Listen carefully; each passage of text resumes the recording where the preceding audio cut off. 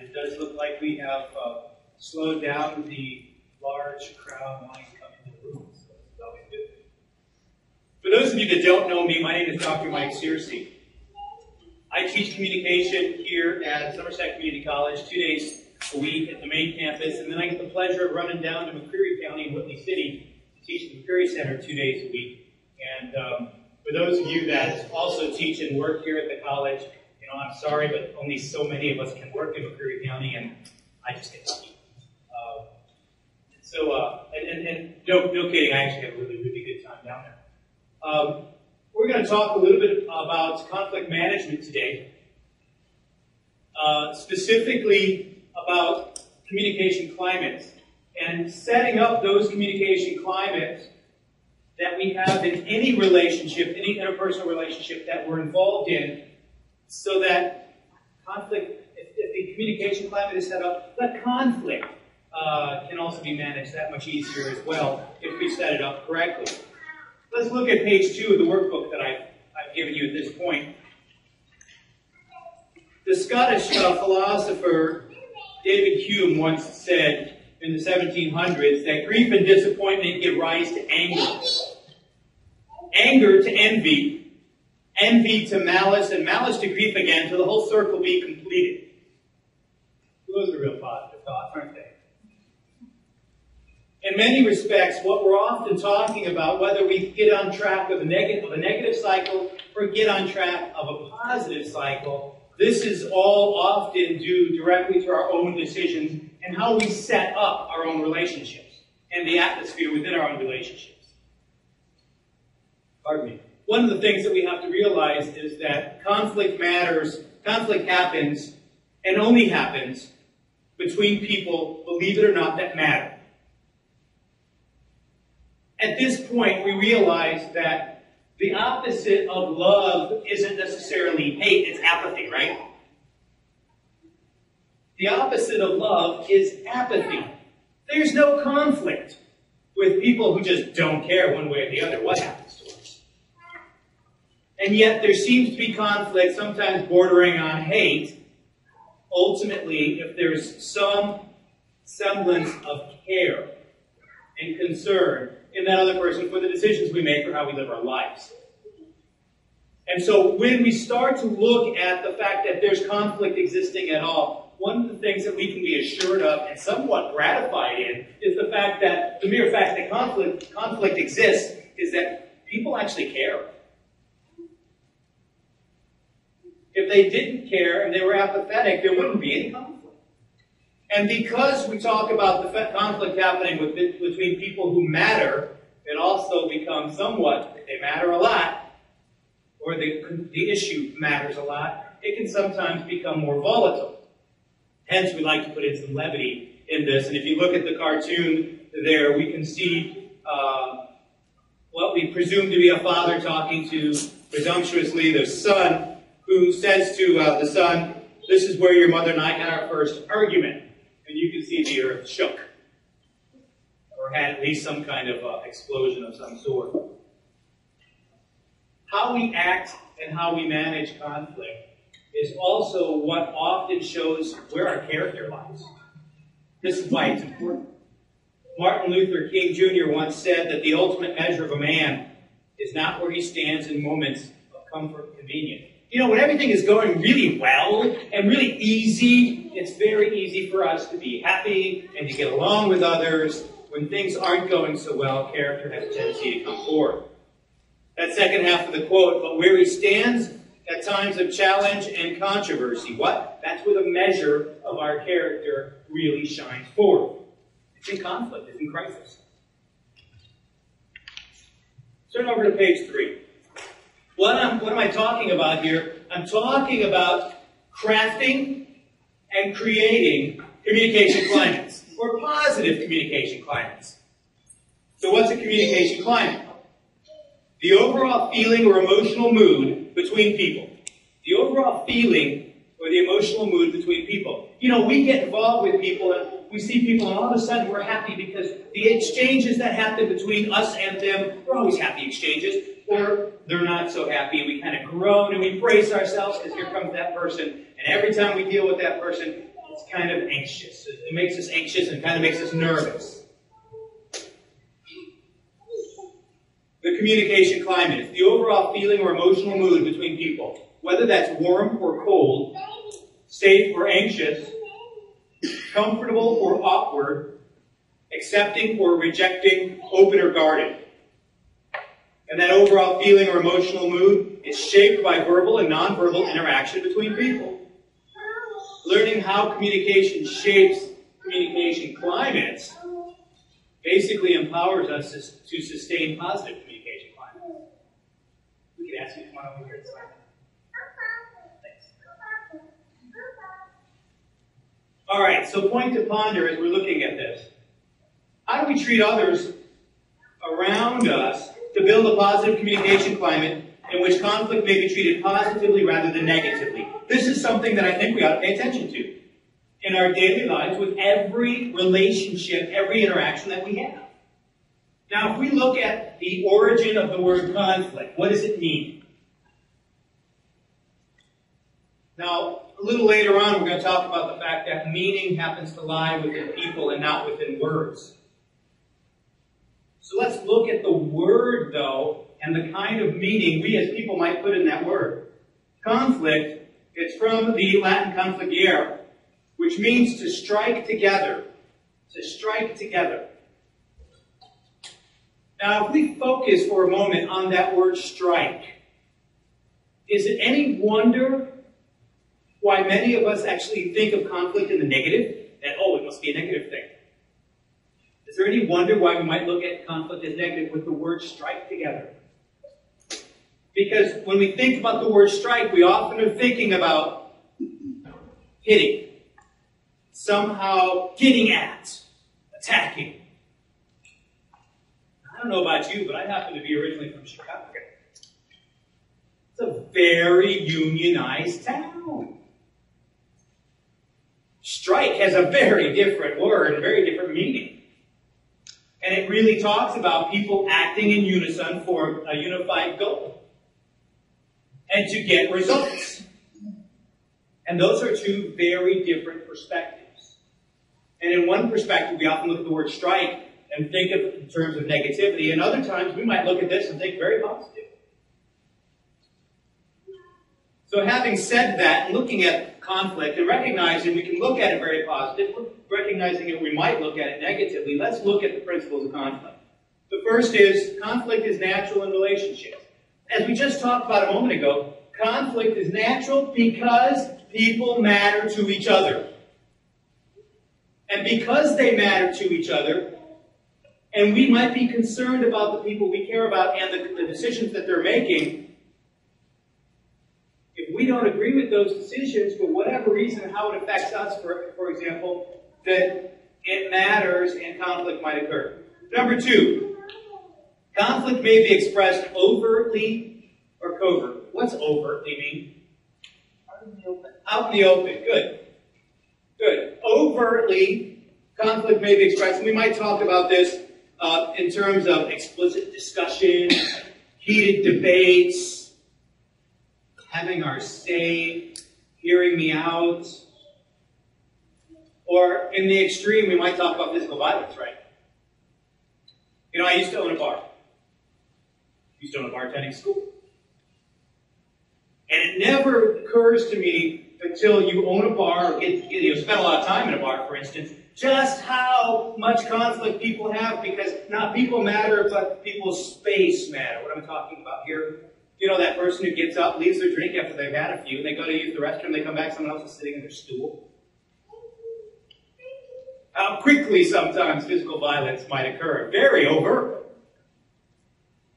It may be expressed overtly, positively, or negatively, is the point I'm making. Or it might also be expressed covertly. What's covertly mean? Hidden, yeah. Are we familiar with the term passive-aggressive? You know, a lot of us are familiar with that term, passive-aggressive, but it's really interesting to find out that when we ask somebody, give me a good definition of passive-aggressive, what does it mean? All of a sudden we're stretching. Because we kind of think we know what it means, but oftentimes we can't quite put our finger on it And that kind of gets at the definition of hidden, though, doesn't it? Passive-aggressive. Acting aggressively while denying it, right? Acting aggressively while denying acting aggressive. So how might that occur? It might occur, covert conflict might occur negatively, and they reflect that we might have people who use what we call the blemish game. We familiar with the blemish game? You know, that outfit that you're wearing, it really, really looked good on you last week. I really like your last haircut.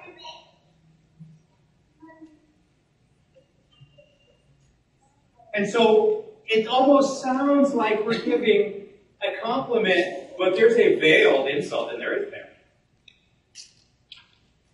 The blemish game. We might also know this as the cold shoulder, right? But we got to be real careful when we give somebody the cold shoulder, and we're not going to actually give them the time of day, because if people think you talk too much already, they might actually welcome the silence.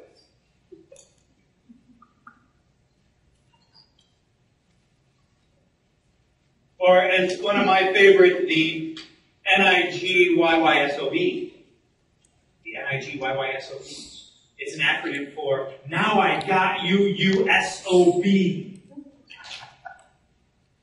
What am I talking about here? You know, it's amazing because let's say that we are working together at the same place and I happen to know that you're just not good at details.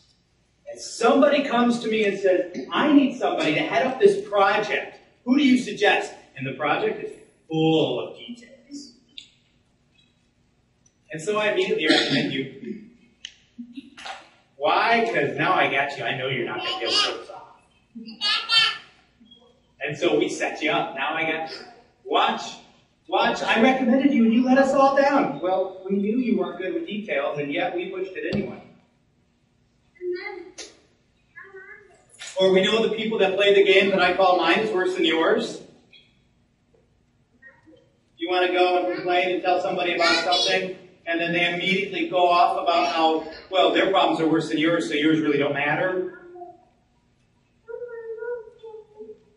Or my favorite, the yes but game. You need some help. You need some help. And so you come to me and say, hey, wait a minute, I'm having trouble in math. And your immediate response is, I'll tell you what, I'll tutor you in math. We'll take care of that for you. And your response at that point is, yes, but I can't meet at the time that you're available. I'll tell you what, let me hook you up with this other tutor. Yes, but I don't like that person. And maybe you come up with 2 or 3 more different solutions to that problem. And they've got a quick yes, but... And then they go away figuring, you're not willing to help them. So who won that game? Covert conflict isn't, in fact, it's mostly never positive. Covert expression of conflict is mostly never positive. It's dishonest because it camouflages people's feelings, doesn't it? Alright, so conflict may be expressed overtly or covertly. Social groups share the meaning of conflict behaviors. Meaning lies within people, not within words. Meaning lies within people, not within words. If I held this up and I asked all of you quickly, what is this? What do we call this? A pen, thank you. There is no intrinsic connection between the word pen and this item right here. If there was, we'd all be speaking around the globe the exact same language. So if we had decided at this point that we were all going to refer to this as an apple, what is this? It's an apple, because we decided. My mother used to always tell me to go pick up my floor.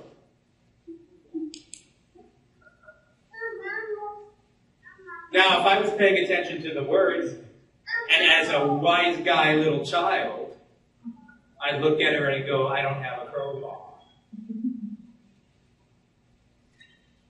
Or at that point, she'd quickly revise and say, well, go pick up all the things off your floor. We gotta go. I said, okay. I'd run into the room, pick it all up, throw it in the bed. did what she said until she eventually started looking at me, and again, she'd constantly say, do what I mean, not what I say. Now, as a child, hearing that out of context, you might think, what in the world does that mean? Well, she knew full well I knew what it meant at any rate. Social groups share the meaning of conflict behaviors. Sometimes we see people yelling and screaming at each other. You know, we've watched television shows. I assume that the television shows probably on reruns. Everybody loves Raymond. You've seen this? And the parents on that show are always yelling and screaming at each other. This is just their normal communicative behavior. That if it happened in my house, we'd look around and go, they're about ready to kill each other. You know, call the police. Because in some households, they just don't raise their voices. And in some households, the higher the volume just indicates how much more they care. Yes, you can take that home and say you heard it here first. We also know that conflict can be managed well or it can be managed poorly. And that conflict can be good for individuals and relationships. How do we learn about each other? How do we learn what our limits are? How do we learn where our lines of ethics and morals and decisions really lie? Oftentimes it's through conflict. And through the practice of conflict and actually going through these motions, we can learn a lot more about each other and grow. Of course, you know, you're gonna hear me yammer on and on about this stuff. I'm gonna have to throw in another cartoon, right? And so, especially when we talk about meanings lie within people and not words, what does the husband, I assume, say to the wife here? Well, if it doesn't matter who's right and who's wrong, why don't I be right and you be wrong?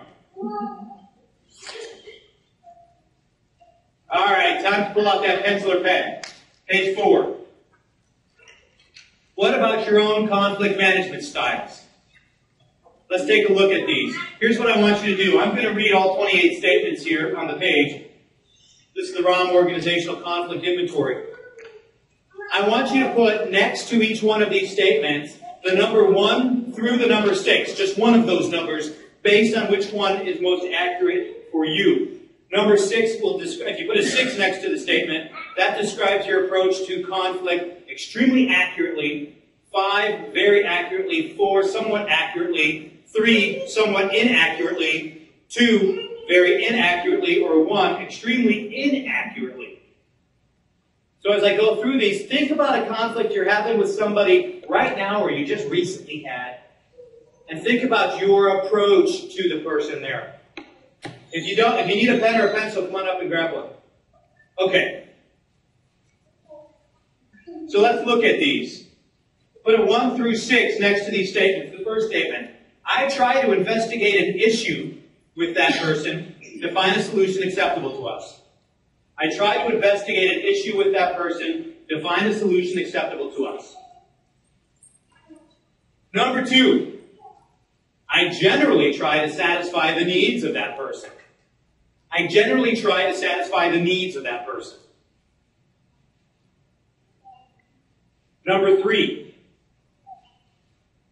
I attempt to avoid being put on the spot and try to keep my conflict with that person to myself.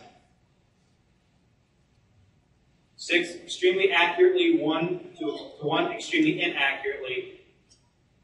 We're on statement 3, I attempt to avoid being put on the spot and try to keep my conflict with that person to myself. Number 4, I try to integrate my ideas with those of that person to come up with a decision jointly. I try to integrate my ideas with those of that person to come up with a decision jointly. 1 through 6. Number 5, I try to work with that person to find solutions to a problem which satisfy our expectations. I try to work with that person to find solutions to a problem which satisfy our expectations. Number 6, I usually avoid open discussion of my differences with that person. I usually avoid open discussion of my differences with that person. Number 7, I try to find a middle course to resolve an impasse. I try to find a middle course to resolve an impasse. When I run up against a brick wall, I try to find some sort of middle course. Number 8, I use my influence to get my ideas accepted. Number 8, I use my influence to get my ideas accepted. Number 9, I use my authority to make a decision in my favor. I use my authority to make a decision in my favor. Number 10, I usually accommodate to the wishes of that person. I usually accommodate to the wishes of that person. Number 11, I give in to the wishes of that person. I give in to the wishes of that person. Number 12, I exchange accurate information with that person to solve a problem together. I exchange accurate information with that person to solve a problem together. Number 13, I usually allow concessions to that person. I usually allow concessions to that person. Number 14, I usually propose a middle ground for breaking deadlocks. I usually propose a middle ground for breaking deadlocks. Number 15, I negotiate with that person so that a compromise can be reached. I negotiate with that person so that a compromise can be reached. Number 16, I try to stay away from disagreement with that person. I try to stay away from disagreement with that person. Number 17, I avoid an encounter with that person. I avoid an encounter with that person. 18, I use my expertise to make a decision in my favor. I use my expertise to make a decision in my favor. 19, I often go along with the suggestions of that person. I often go along with the suggestions of that person. 20, I use give and take so that a compromise can be made. I use give and take so that a compromise can be made. 21, I am generally firm in pursuing my side of the issue. I am generally firm in pursuing my side of the issue. 22, I try to bring all our concerns out in the open so that the issues can be resolved in the best way possible. I try to bring all our concerns out in the open so that the issues can be resolved in the best possible way. 23, I collaborate with that person for a proper understanding of the problem. I collaborate with that person for a proper understanding of the problem. 24, I try to satisfy the expectations of that person. I try to satisfy the expectations of that person. 25, I sometimes use my power to win a competitive situation. I sometimes use my power to win a competitive situation. 26, I try to keep my disagreements with that person to myself in order to avoid hard feelings. I try to keep my disagreements with that person to myself in order to avoid hard feelings.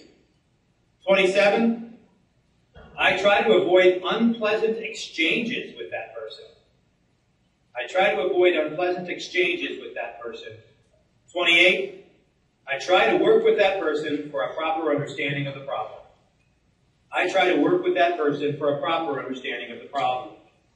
You just put numbers 1 through 6, either extremely inaccurately describes you, through extremely accurately 6 describes you for each of those 28 statements. Here's what I want you to do next.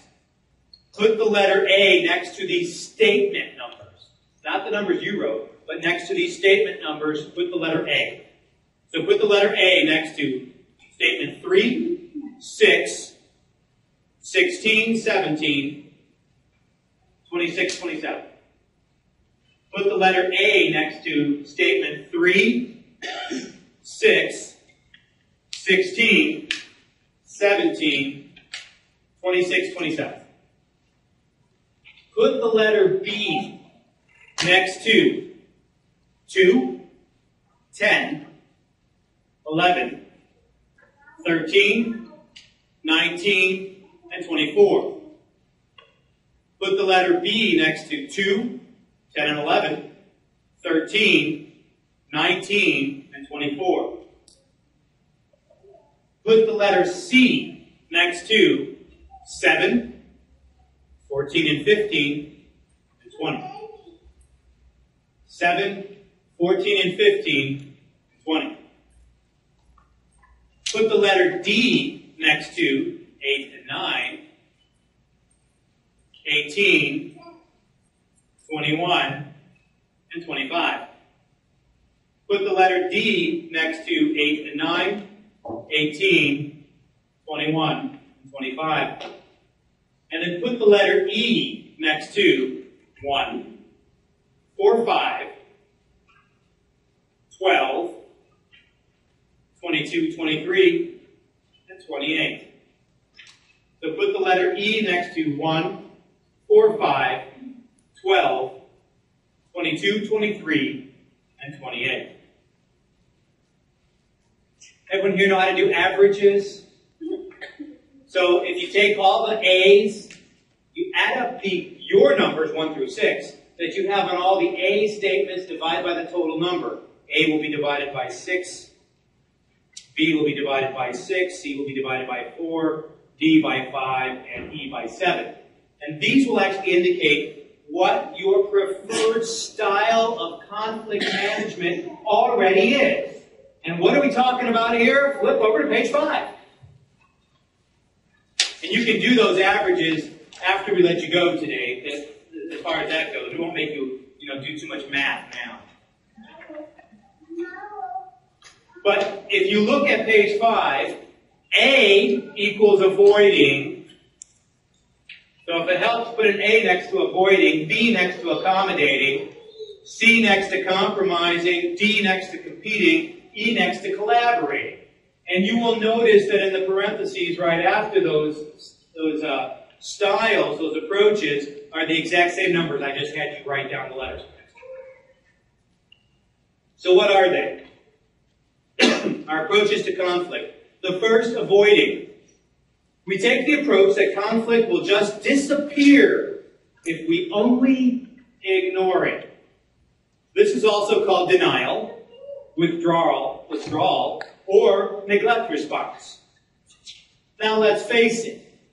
In the American culture, nobody is ever raised with an avoiding approach to conflict. We are raised in the United States typically to have our say. You're going to hear me out. And as such, the avoiding is very culturally bound in many cases, but it's not necessarily an American cultural phenomenon. It's rarely used in the United States because we don't ever really suggest to anybody, you just decide to leave me out of it. That's not really used. How will you recognize people that are avoiding? You know these statements. You've heard some people use these. There isn't a disagreement here. Or they might say, you're creating a problem where one doesn't exist. Or one of my favorites, you're making a mountain out of a molehill. Where people are pretty much trying to ignore the fact that there might actually be a disagreement. B, accommodating. We take the approach that we do our utmost to satisfy the other person's desires, oftentimes to the complete sacrifice of our own. This is also known as obliging or the loyalty response.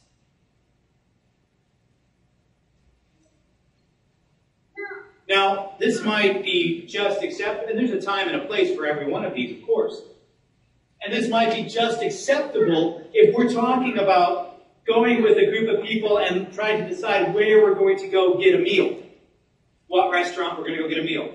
And maybe you've got a real, taste for one kind of food and everyone else wants to go someplace else. So you just accommodate. All right, that's fine. But at the extreme, this becomes a serious problem, doesn't it? Because at the extreme accommodator who's following the loyalty response is often the one who may, in bad circumstances, be the one in a relationship that's getting abused. And they stay there. For whatever reason. She loves me. He loves me. He doesn't really mean it.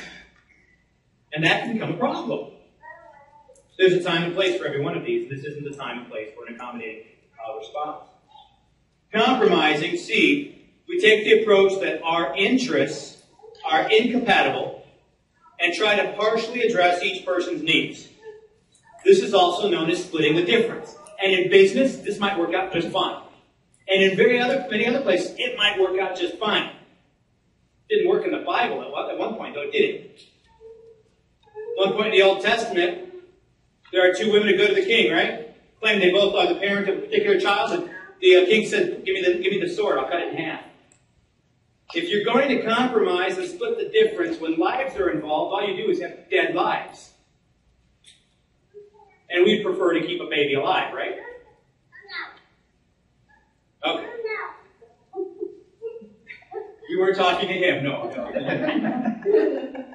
So at any rate, as we start to look at this, compromise has its place, but you might also recognize sometimes compromise just isn't the place for it. Competing. We learned early in the American culture that winning, sometimes at all costs, is what is important. This becomes often coercive, overly assertive, characterized by the attempt to force one's individual solution on the dispute. It's also referred to as domineering. My way or the highway. It's an all or nothing game, and as such, I'm going to play it that way.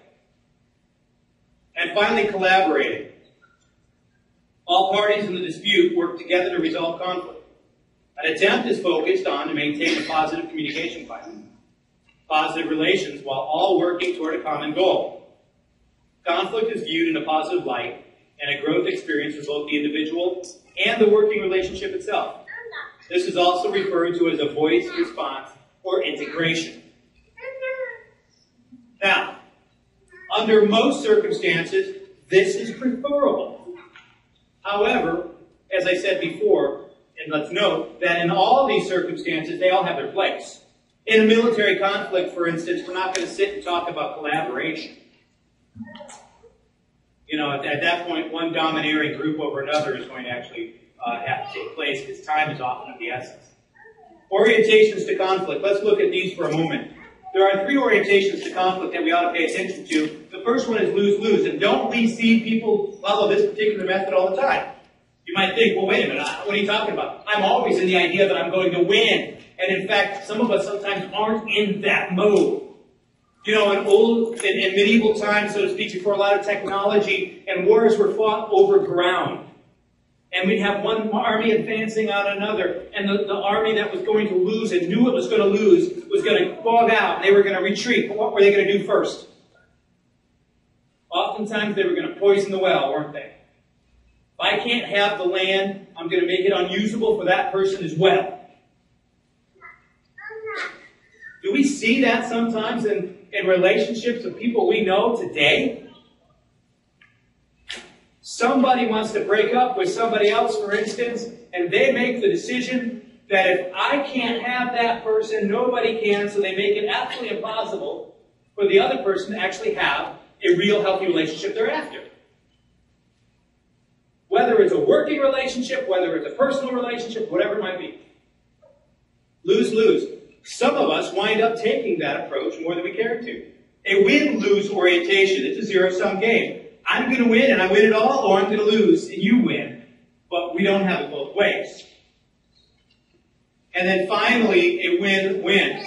Where does win-win wind up becoming more of a problem? Because we seem to fall back into the win-lose when egos get involved. When egos get involved. And if we sometimes step back from our own egos, we can often find ways of solving issues and conflicts. What am I talking about here? You know, there was a famous case when I was teaching at the University of Hawaii for a while. There was a famous case that was often discussed about the coconut industry. There were two factories on the islands, and still are, as I understand it. One of them in particular packaged and produced coconut milk, sent it to the stores, and kept an entire factory worth of employees at work. And living well, etc. The other one actually produced baked goods with the meat of the coconut and had coconut pies and various other things in the grocery stores, and they shipped them out and things like this. And what often happened was every year there weren't that many coconuts to keep both factories in business. One factory didn't work that year because they wind up having a bidding war with the producers of the coconuts over the price of the coconuts, and it was a win-lose, zero-sum game, whereas one company wound up with all the coconuts, the other company wound up unemployed for that particular season. And when asked, why can't they work together, because splitting the coconuts in half obviously didn't work, because it wasn't enough to keep both factories alive if you did so. What often happened is these people they'd say, well, what do you need? They'd say, we need the coconuts. And they'd ask the other company, what do you need? We need the coconuts. Until somebody started asking the more detailed questions. What specifically of the coconuts are you using? And you're going to follow me very quickly on this. Because the company that actually produced the coconut milk would actually take the juice out of the middle of the coconuts and toss the rest. Likewise, the company that was making the baked goods would actually take the meat off the coconut, and while they'd open the coconuts to get to the meat, they would just let the juice, the milk of the coconut run to the drain and be done. Now, but when egos get involved, people aren't going to look at that and say, do you realize how easy of a solution this can be if you take a win-win orientation instead of a win-lose orientation? And in fact, previously, when the only people that were winning were the producers of the coconuts, because the bidding war went up, they got the nice price, and off they went. Now they've actually been able to work it out, where the coconuts go to the factory first to have the milk trade, and then somebody ships them from one factory to the other. And it took professional mediation help to figure that out. Because they wouldn't talk to each other. They wouldn't communicate. And it all comes down to what sort of communication climate did they have? Were they actually operating with each other? And could they talk to each other? Let's look at the psychology of people when egos get involved. The psychology of people when we talk about the thematic issues relative to conflict, when people are in conflict.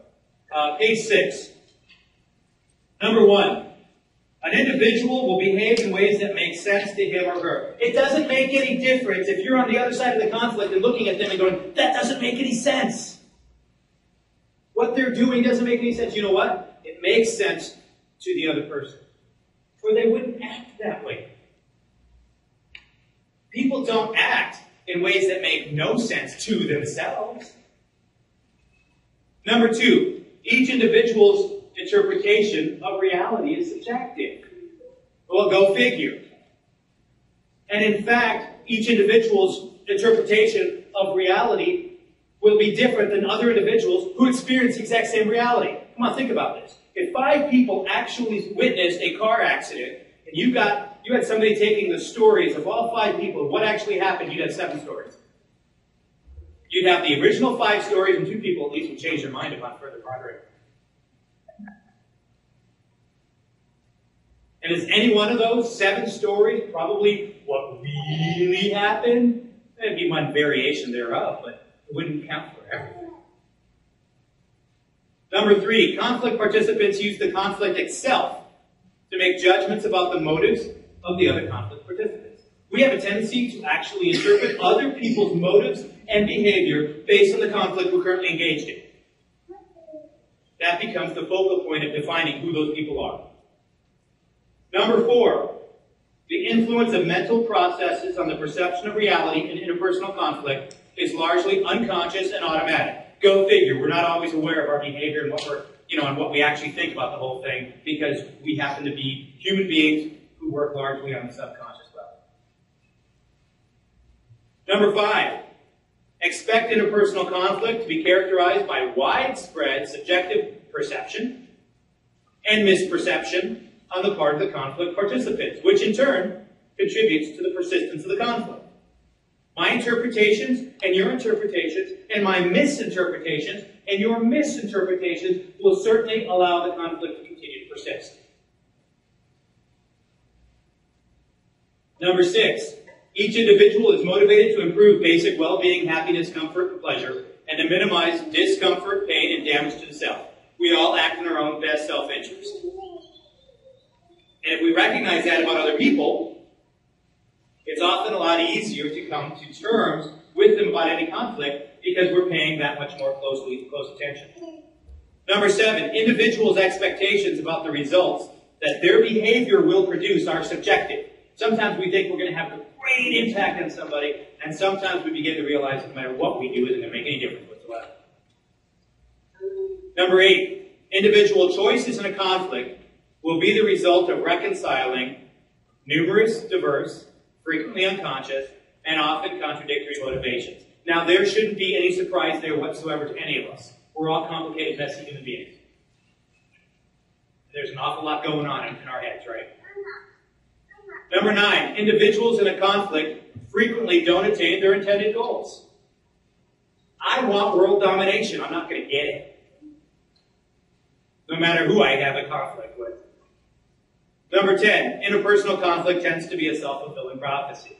And here we go again. If I've got a positive view on life and I'm working on a positive communication climate, thinking I'm going to have positive results, the likelihood is I'm going to. If, on the other hand, I've got a negative view on life and think I'm going to have negative results whatever I'm doing, the likelihood is I'm going to have negative results. Now, here's the question. Do you really think positively or negatively? Now, all of us in the United States have been raised to immediately say, I'm a positive thinker. And in fact, if I put a cup here, a glass here, and I have it half filled with liquid, and I ask you, is the glass half full or half empty? Every one of us has been conditioned to respond, the glass is half full. And therefore, we're ready to pat ourselves on the back and suggest, we are positive thinkers. It's too cliche at this point, isn't it? I want you to stop and think for a moment. When we start looking at our attitude, put it in this perspective. I'm giving you a quarter. Now, you get to flip that quarter. And you get to call it in the air. There's a 50-50 chance here, right? That it's going to be heads or tails. Because we're going to assume it's not a two-headed or a two-tailed coin. 50-50 chance. Now, if you call it correctly, I'm going to give you $1 million. If you call it incorrectly, you owe me $100,000. What do you do? If your first thought was, how am I going to spend $1 million? You're probably more generally, have general tendencies toward a positive outlook. If your first thought was, I don't have $100,000, we're probably generally tending toward a negative outlook. Because if you look at the fact that we're talking about 10-to-1 odds on a 50-50 chance, terms that Vegas would never accept because they'd go broke in a day. We're talking about, think about it, how many flips does it take before you're ahead? All right, let's say, if I go 50, 50, 50, 50, what are the odds that before I hit 5, I'm going to win $1 million? Even if I've got to give up 1, 2, 300,000.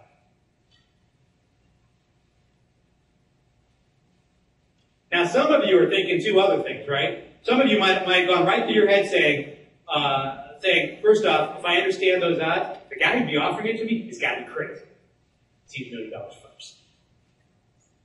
Secondly, the other thought that might go through is, I don't gamble. Why are you asking me these questions?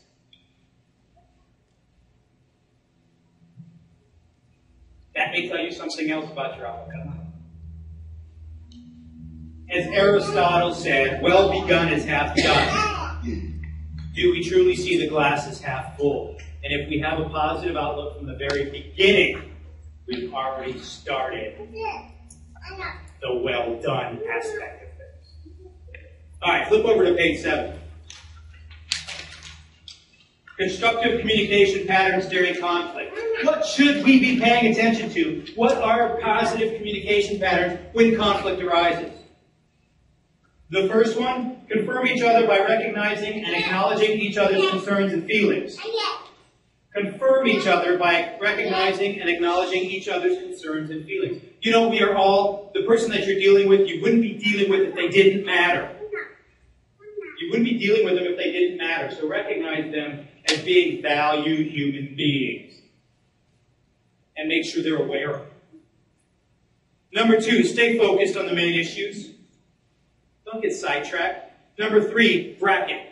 Use bracketing techniques. You know, it's very important when we're having a conversation, having some sort of resolution process with someone, that if they start doing, well, what about this, and what about this, and what about this, and they start adding all these other things in the process, that wasn't the issue we came here to discuss.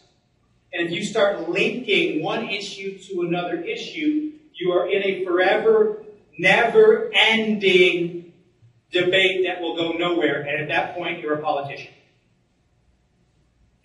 Because what you're going to wind up doing is never actually resolving anything.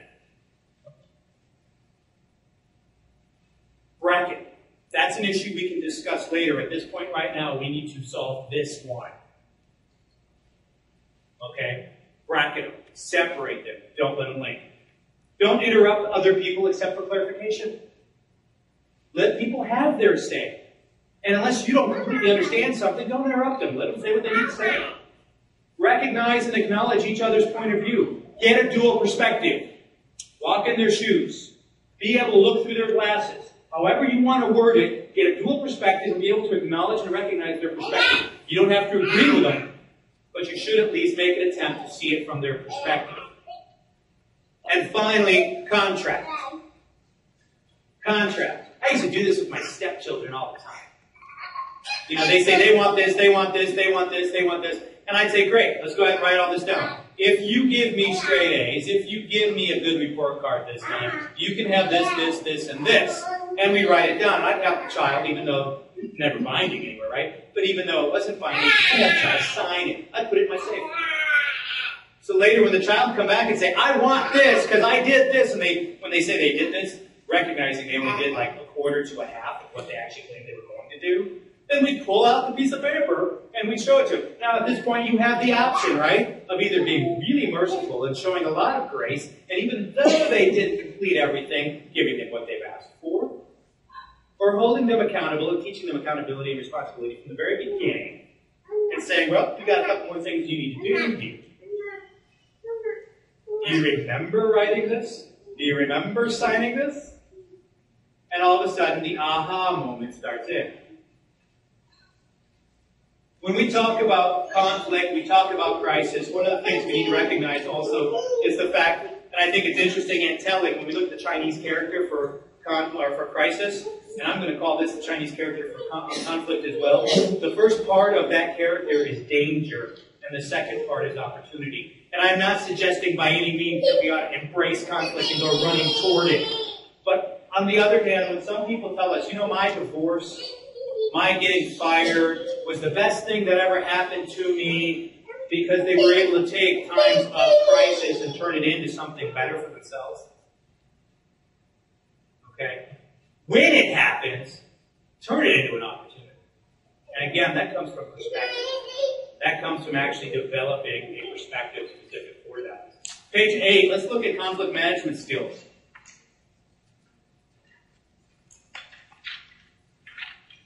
Number 1, we should and always should pay attention to and attend to the relationship level of meaning. Meaning lies within people, not within words.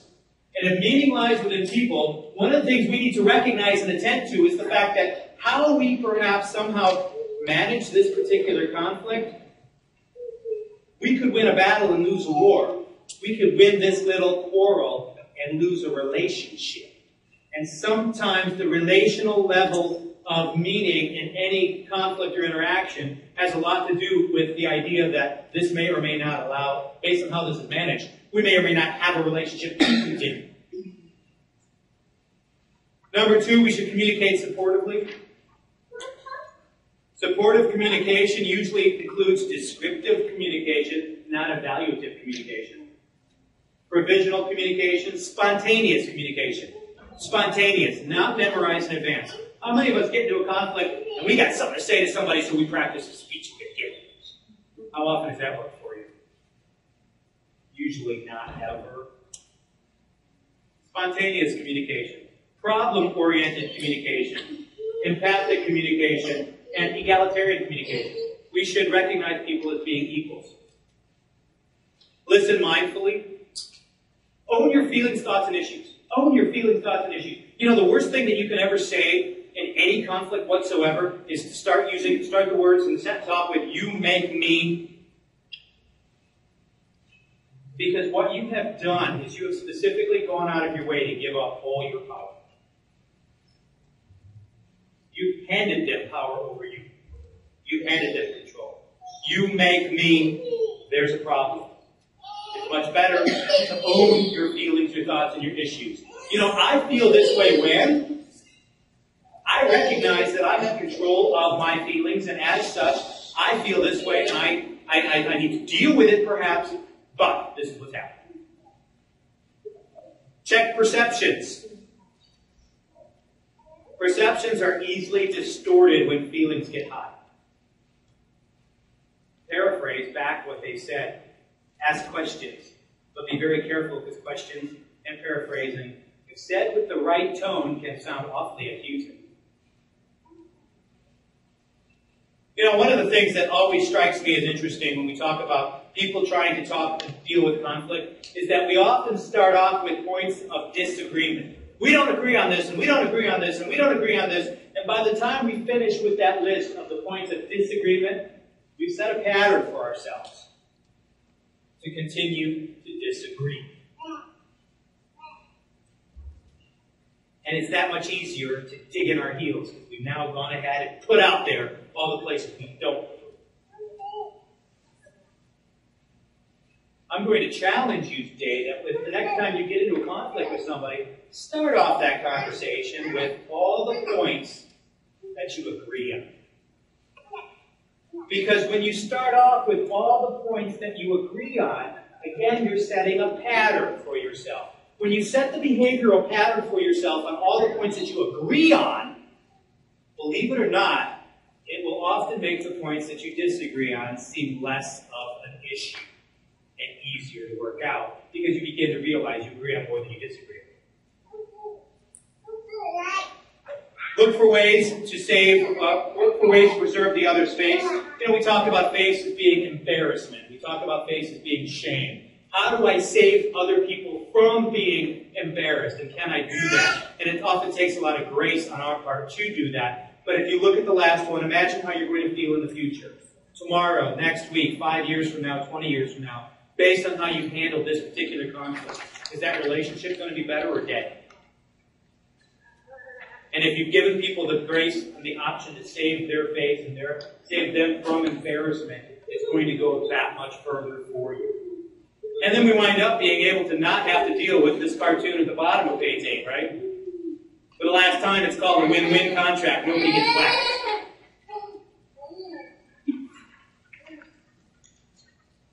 Page 9. So, helpful hints today. Focus on the overall communication system. Time conflict purposely. Don't wait till somebody's getting ready to run out to an important meeting and then say, we need to talk.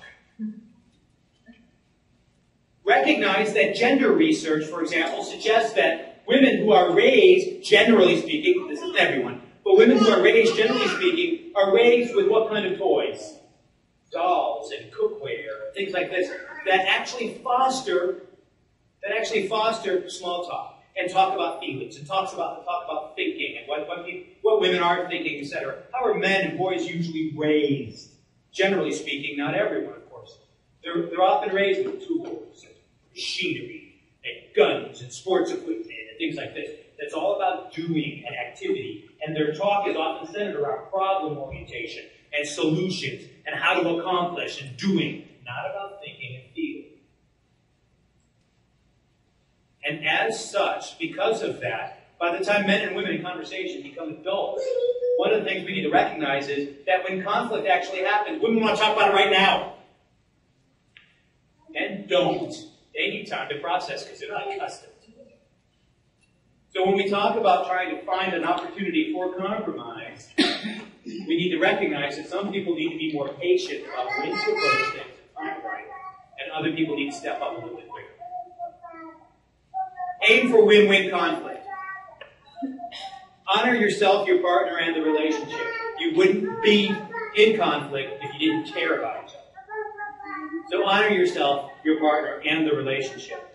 And as we talked about already at some point, show grace when it's appropriate. And what is grace? Grace, what we're talking about, is that beyond social custom and our current culture, our culture is set up where we are to forgive how often, etc., etc. And there comes a point when maybe we shouldn't necessarily have to. That's where grace kicks in. When we show grace to others and give them perhaps more mercy or more kindness than sometimes we think that they deserve, oftentimes that can go a long way to preserving a relationship. So we're not battling in the same canoe and paddling in different directions. Because finally, when we start looking at all these issues, we're able to answer that question, those questions at the end of on page 10 here. Are we trying to build a relationship or build a case? Or are we trying to fix the problem or fix the blame? Win the battle, win the war. Or win the battle, lose the war. Win the quarrel, lose the relationship. Working relationship, romantic relationship. Any questions today? I always promise to have you in and out in an hour. It looks like we've been able to do that as well. Okay, before I shut off the microphone, I'm going to be reminded, so I'll go ahead and remind you before I'm reminded to remind you to fill out those evaluations, if you would please, and give them to the up front. And I thank you ever so much for your time for coming today.